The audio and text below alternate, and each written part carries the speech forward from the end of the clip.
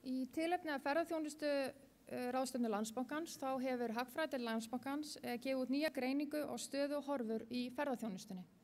Daníel Svavarsson, forstöðumaður Hagfræðideildar Landsbankans, ætlar að fara nú yfir helstu niðurstöðu skýrslunnar og þá einkum snýr að mikilvægi flugumferðar og stöðunni á Airbnb-gistrými á Íslandi.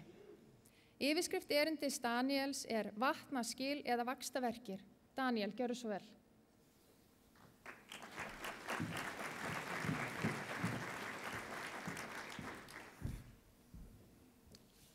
Góðan daginn, komið sæl. Já, vatnaskil eða vaxtarverkir ferðaþjónustan komin að tímamótum.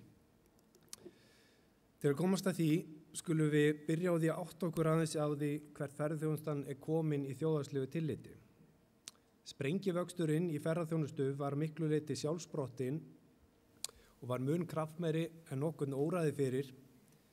Ferðaþjónustan var ekkert sem stjórnvöld höfðu forgangsraðað sérstaklega í stefnumótun eða ýtt undir þegar endurreisa átti efnahagslífið eftir bankahrunið. Vaxtamöguleika greinarinnar voru á sínum tíma taldir fyrir með takmarkaðir, en erlendir sérfræðingar hins stærsta ráðgjafafyrirtækis heims, McKinsey, töldu til að mynda að greining gæti ef til vill vaxið með 6% á ári fram til ársins 2020, en þar eftir tæki við stöðnun. Á þeim tíma, árið 2012, stóðu ferðaþjónusta undir 24% heildar útflutningstekjum þjóðarbúsins með 10% af vinnuaflinu. Tekjur af ferðaþjónustu hafa hins vegar vaxið árlega að jafnaði 15% af raunvirði frá árinu 2012 og stendur greinin núna á bakvið 39% af útflutningstekjum með 13% af vinnuaflinu. Á sama tíma hefur vægi ferðaþjónustu í heildar landsframleiðslu aukist úr 4,8 í 8,2%. Þetta eru gríðarlega hraðar breytingar á hagkerfinu okkar á þetta skömmum tíma. Og það eins og stjórnvöld kannski gerir sér ekki alveg grein fyrir hversu mikilvæg greinin orðin fyrir íslenskt efnahagslíf og í raun hversu háð íslenskt efnahagslíf orðið ferðaþjónustunni.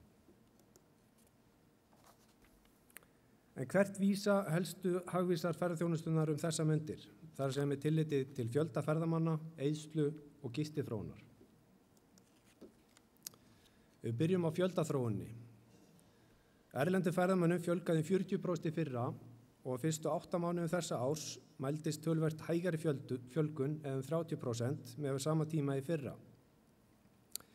Þróunin innan árs hefur líka verið talsvert frábrugðin því sem verið hefur, því mun meiri fjölgun var fyrstu 4 mánuðina utan háannatíma en í fyrra, eða alls 56% samanborið við 35% fjölgun á sama tímabili 2016. En hins vegar fjölgun yfir háannatíman, þar að segja í júní, júlí og ágúst, var hins vegar hlutfallslega helmingi minni en í fyrra, eða 17% í ár samanborið við 31% í fyrra. Þetta sterk vísbending að við séum að nálgast hámarks afkastagetu yfir sumarmánuðina og frekari vaxtamöguleikar á því tímabili sé að öðru óbreyttu takmarkaðir. Mögulega kann skekkja í talningu ferðamanna vegna tengifarþega og erlends vinnuafls að skipta einhverju máli þegar við skoðum þróunina. Það að ef að skekkjan breytileg eftir tíma, en ef hún hefur verið svipuð síðustu misseri ætti hún ekki að hafa stórkostleg áhrif á heildarmyndina. Þannig að heilt yfir ljóst að það að hægja á fjölgun ferðamanna sem þó enn afar hröð, en að samanskapi afar jákvætt að það dregur áfram úr árstíðasveiflunni vegna mikillar fjölgunar utan háannatímans. En þá að útgjöldunum. Erlendir aðilar eyddu 1,7 milljarði evra hér á landi með greiðslukortunum sínum á síðasta ári, eða 228 milljörðum króna. Til að gera sér grein fyrir því hversu háar umræður að ræða, þá nam þessi upphæð tæplega 690.000 krónum á hvern íbúa landsins eða 5.100 evrum. Þegar greiðslukortaveltan skoðuð nánar þróunin nokkuð mismunandi eftir því hvaða mælistika notuð. Sé horft til heildarveltunar í krónum á föstu verðlagi, jókst veltan 17% á fyrstu 8 mánuðunum með sama tíma í fyrra, og mælt í bandaríkjadölum og evrum var aukningin 33%. Þetta er mun hægari aukning en mældist yfir sama tímabili fyrra þegar veltan í krónutali var að vaxa nærri því þrefalt hraðar eða 47% og 56% í evrum. Þessi þróun gefur því ekki tilefni til að tala kólnun því vöxturinn er enn mjög kröftugur. Sé heildarkortaveltunni hins vegar deilt í heildarfjölda ferðamanna má sjá að kortavelta á hvert ferðamann er að draga saman í verðtryggðum krónum talið. Ef mælt í evrum og bandaríkjadölum er þróunin flöt þar sem af árinu eins og sést á dökkbláu og appelsínugulu línunum á myndinni hægra megin. Þessi mælikvarði á útgjöld per ferðamann er hins vegar gallaður þar sem inn í töluna blandast tekjur af skiptifarþegum sem greitt hafa fyrir flugi með greiðslukortum en að sama skapi vantar inn í veltuna útgjöld ferðamanna vegna heimagistingar gegnum Airbnb og sambærilega bókunarsíður. Því þær greiðslur fara allar í gegnum erlend fyrirtæki og kom ekki fram í kortaveltunni. En yfir að gistimarkanum. Meðal herbergjanýting á höfuðborgarsvæðinu yfir árið hefur aukist úr 55% árið 2011 í tæp 87% í júlí á þessu ári. Þróunin á hótelmarkanum virðist hins vegar hafa staðnað undanfarna mánuði. Framboð hótelgistingar jókst hratt á síðasta ári en verulega hefur hins vegar dregið úr framboðsaukningunni á þessu ári eins og sjá má á myndinni hægra megin.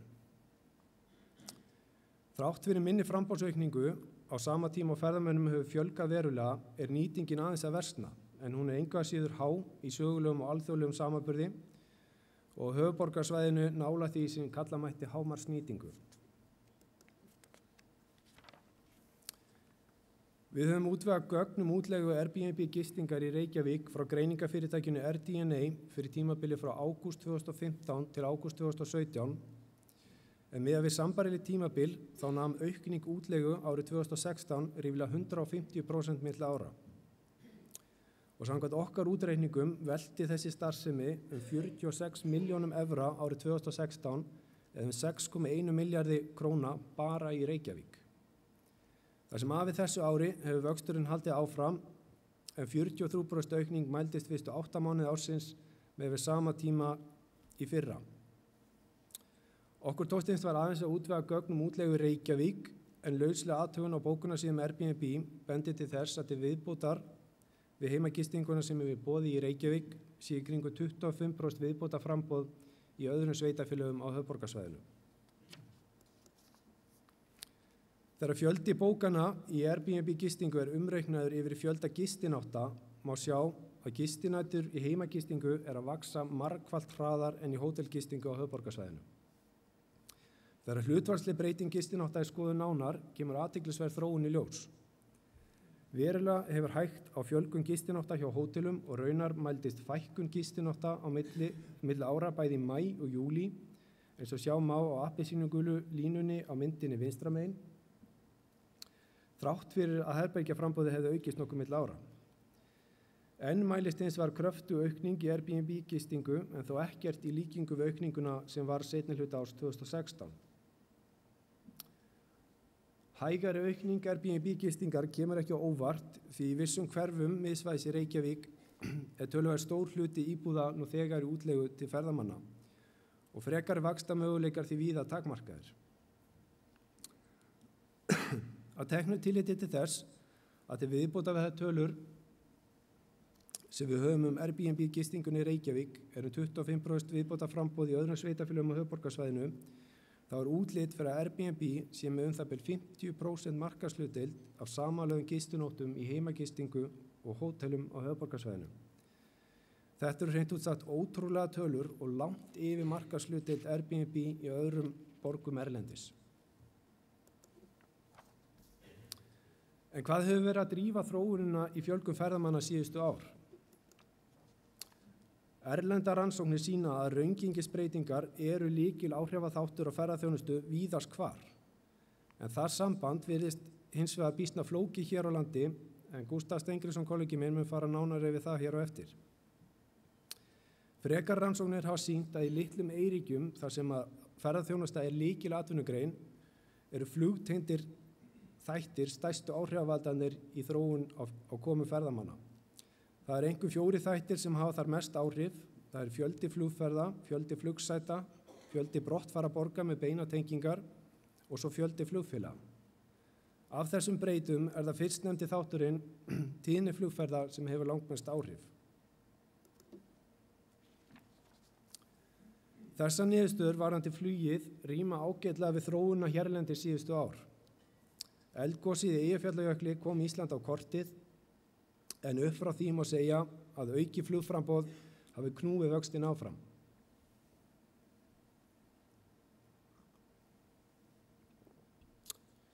Hraða fjölgun ferðamanna og vöxt ferðaþjónustunnar á Íslandi má rekja að stóru leyti til áætlunarkerfis Icelandair og WOW Air sem nota flugvöllinn í Keflavík sem miðlæga höfn til að tengja saman áfangastaði í Norður-Ameríku og Evrópu. WOW Air hóf millilandaflug sumarið 2012 og í mars 2015 tók félagið að fljúga til Bandaríkjanna. Erlendu flugfélögum sem fljúga til landsins hefur líka fjölgað mikið undanfarin ár, en alls nemur fjöldi flugfélaga sem fljúga hingað til lands á þessu ári 30 talsins. Mikill vöxtur hefur verið í flugi milli Íslands og Bandaríkjanna einkum undanfarin 2 ár eftir að WOW Air hóf flug til Bandaríkjanna. Í fyrra flugu alls 808.000 farþegar með 5 flugfélögum frá Keflavík til 14 borga í Bandaríkjunum og hafði þeim fjölgað 54% frá árinu 2015. En það bil helmingur þessara flugfarþega frá Bandaríkjunum heimsækja Ísland sem ferðamenn. Uppgangur ferðaþjónustunnar á Íslandi síðustu ár skýrist að samspili margra þátta. Langmikilvægasti þátturinn að okkar mati er stóraukið framboð af flugferðum til landsins. Þótt fjölmörg flugfélög séu hituna eru 2 flugfélög með langmestu markaðshlutdeildina, en það eru íslensku flugfélögin Icelandair og WOW. Á þessu ári má gera ráð fyrir að félögin verði með tæplega 82% af flugferðum til og frá landinu. Hlutdeildin í Ameríkufluginni er enn hærri eða yfir 90%. Það erlenda flugfélag sem gefst næst íslensku félögunum er EasyJet með tæplega 4% markaðshlutdeild, en alls 23 erlend félög skipta með sér 18% markaðshlutdeild með tilliti til flugframboðs. Í ljósi mikilvægs alþjóðaflugsins fyrir ferðaþjónustuna og mikilvægs ferðaþjónustunar fyrir hagkerfið er ljóst að Ísland á gríðarlega mikið undir traustri stöðu stóru íslensku flugfélagana tveggja. Þetta vekur upp spurningar hvort Icelandair og WOW Air séu eftirvill orðin kerfislega mikilvæg fyrirtæki fyrir efnahagslegan stöðugleika á Íslandi. Í svipuðum skilningi og stóru viðskiptabankarnir 3 eru skilgreindir kerfislega mikilvægir fyrir fjármálastöðugleika. Verulega truflanir á starfsemi flugfélagana eða brottfall annars, hvað þá beggja flugfélagana markanum, jafnvel aðeins tímabundið, myndu augljóslega hafa gríðarlegar afleiðingar fyrir ferðaþjónustuna á Íslandi. Áhrifin yrðu einnig veruleg fyrir íslenska hagkerfið í heild og almenning. Slíkt áfall gæti haft keðjuverkandi áhrif, meðal annars á gengi krónu, eignaverð og verðbólgu. Ef flugfélögin eru talin kerfislega mikilvæg, vakna spurningar viðbúnað stjórnvalda og aðkomu þeirra að ferðaþjónustunni. Erfiðleikar margra erlendra flugfélaga síðustu ár og misseri, samanber nýlegt dæmi erfiðleika flugfélagsins Air Berlin, vekja ugg í brjósti hvað gæti gerst hér á landi ef annarkvort íslensku flugfélagana lenti í svipuðum hremmingum.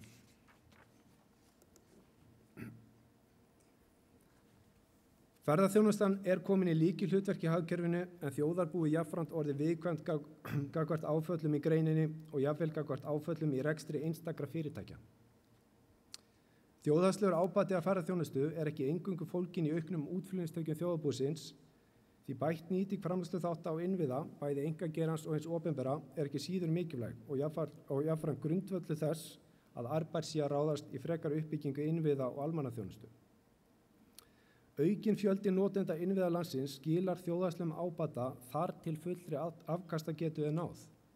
Eftir það fer frekari fjölgun að reyna á innviðina og kemur niður á afkastagetu þeirra. Ferðamönnum fjölgar enn hratt en það hægir á fjölgunni. Útgjöld ferðamanna hafa fylgt svipaðri þróun, en þegar horft er til helstu innviða ferðaþjónustunnar eru sterkar vísbendingar að komið sé að tímamótum. Til að mynda útlit fyrir að formlegi gistimarkaðurinn á höfuðborgarsvæðinu starfi nú við fulla afkastagetu. Að öllum líkindum hefði ekki verið hægt að ráða við aukningu síðustu ára ef ekki hefði komið til mikil aukning í útleigu á heimagistingu í gegnum erlenda bókunarsíður á borð við Airbnb. Sú þróun hefur hins vegar haft talsvert hliðaráhrif í för með sér og á til að mynda líklega stóran þátt í aukinni þenslu á fasteignamarkaði sem leiddi hefur til ört hækkandi húsnæðisverðs. Til að búa í haginn fyrir áframhaldandi fjölgun ferðamanna er því nauðsynlegt að fjárfesta frekar í innviðum og koma skipulagi, regluverki og eftirliti í ásættanlegt horf. Aukið flugframboð hefur knúið vöxt greinarinnar síðustu ár. Íslensku flugfélögin hafa verið í bílstjórasætinu og eru hvort sig gríðarlega mikilvæg fyrir greinina og í raun hagkerfið í heild. Það er löngu orðið tímabært að stjórnvöld taki stefnumótun í ferðaþjónustu fastari tökum því útleiti fyrir að áframhaldandi fjölgun ferðamanna á sama hraða og undanfarin ár sé beinlínis óæskileg og skaðleg nema uppbygging innviða leiði þróunina. Takk fyrir.